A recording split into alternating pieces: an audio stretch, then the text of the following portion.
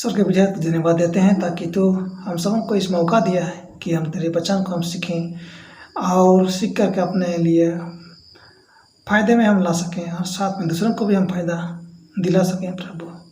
और हमारे पापों को क्षमा कर, इस वचन में तेरी आशीष हो, यीशु के नाम से सुन और ग्रहण कर, आमीन। मनुष्य का पता न चलते शैतान कौन से राज को अपना पतलाता है। मनुष्य जो पाप करने का चलते पतान हुआ, उसका पतान से जो कि उसको जो दिया गया था इस संसार में शासन का हक, तो अब पाप करने के चलते शैतान कौन सा राज को अपना कहता है। लुका 4:5-6 को पढ़ेंगे। तब शैतान उससे ले गया और पल भर में जगत के सारे राज दिखाए और उससे कहा, मैं ये सब अधिकार और इनका वैभव तुझे दूंगा, क्योंकि वह मुझे सौंपा गया है और जिसे चाहता हूँ उसे दे सकता हूँ। तो शैतान इस धरती को अपना कहता है, अब अपना कह के दावा कराता है कि ये धरती अब मुझे दिया गया है, जो कि पहले मानव को दिया गया था। पर मानव जब पाप किए उसके बाद शैतान कहता है अब मेरा है। शैतान अपना स्वार्थीपन किस प्रकार मनुष्यों पर प्रयोग करता है। शैतान अपना स्वार्थीपन किस प्रकार मनुष्यों पर प्रयोग करता है। तो शैतान किस प्रकार मनुष्यों पर अपने स्वार्थ का जो स्वार्थीपन वो किस प्रकार मनुष्यों पर प्रयोग करता है। अय्यूब 2:7। तब शैतान यहोवा के सामने से निकला और अय्यूब को पाँव के तले से लेकर सिर की चोटी तक बड़े बड़े फोड़ों से पीड़ित किया। यहाँ देखते हैं शैतान क्या क्या अय्यूब को फोड़ों से पीड़ित कर दिया, पाँव से लेकर सिर तक बड़े बड़े। तो ये दुखदायी फोड़ों या बीमारों, ये जो भी तकलीफ, इसका सृष्टि करने वाला कौन है? शैतान ही है। आज भी फोड़ा सबको, बीमारी सबको जो कि मनुष्यों पर लगता है, ये अपना स्वार्थीपन के लिए ये मनुष्यों पर लागू करता है ये तकलीफ सबको।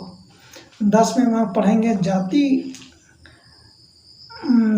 शैतान मानव जाति को नष्ट करने के लिए क्यों अपना विनाशक शक्ति व्यवहार कर रहा है। प्रकाशित वाक्य 12:10-12। शैतान मानव जाति को नष्ट करने के लिए क्यों अपना विनाशक शक्ति को इस्तेमाल कर रहा है। प्रकाशित वाक्य 12:10-12 को पढ़ेंगे। फिर मैंने स्वर्ग पर से यह बड़ा शब्द आते हुए सुना, अब हमारे परमेश्वर का उद्धार, समर्थ, रज और उसके मसीह का अधिकार प्रकट हुआ है, क्योंकि हमारे भाइयों पर दोष लगाने वाला जो रात दिन हमारे सब परमेश्वर के सामने उन पर दोष लगाया करता था, गिरा दिया गया। तो 12 पाद का लास्ट पार्ट को पढ़ेंगे। हे पृथ्वी और समुद्र तुम पर है, क्योंकि शैतान बड़े क्रोध के साथ तुम्हारे पास उतर आया है, क्योंकि जानता है कि उसका थोड़ा ही समय और बाकी है। तो यूँ शैतान क्यों जोर शोर से अपना काम चला रहा है धरती में, क्यों अपना विनाशक कर्ज को बहुत जोर से लागू किया है धरती में। तो हम जानते हैं कि जानता है कि शैतान अपना समय अभी बहुत कम है, जगत का अंत का समय है, उसका समय भी इसलिए कम है, इसलिए वो बहुत जोर शोर से काम कर रहा है। शैतान को खत्म करने का अधिकार यीशु किस प्रकार पाया है। पहला यूहन्ना 3:8। जो कोई पाप करता है वह शैतान की ओर से है, क्योंकि शैतान आराम ही से पाप करता आया है। परमेश्वर का पुत्र इसलिए प्रकट हुआ कि शैतान के कर्मों को नष्ट करे। तो यहाँ क्या कहता है, जो कोई पाप करता है वह शैतान की ओर से है, क्योंकि शैतान आरामी से पाप करता आया है। परमेश्वर का पुत्र इसलिए प्रकट हुआ कि शैतान के कर्मों को नष्ट करे। तो यीशु मसीह क्यों आया धरती में? कि शैतान के कर्मों को नष्ट करे, शैतान को हराने के लिए आया। ईश्वर अंत में शैतान को किस प्रकार नष्ट करेगा। यहेजकेल 28:16-19। 17 पाद का लास्ट भाग को हम पढ़ेंगे। मैंने तुझे भूमि पर पटक दिया और राज्यों के सामने तुझे रखा कि वह तुझे देखे। 18 का लास्ट पार्ट। इसलिए मैंने तुझ में से ऐसी आग उत्पन्न की जिसे तू भस्म हुआ और मैंने तुझे सब देखने वालों के सामने भूमि पर भस्म कर डाला है। 19 के लास्ट पर तू भय के कारण हुआ है और फिर कभी ना पाया जाएगा।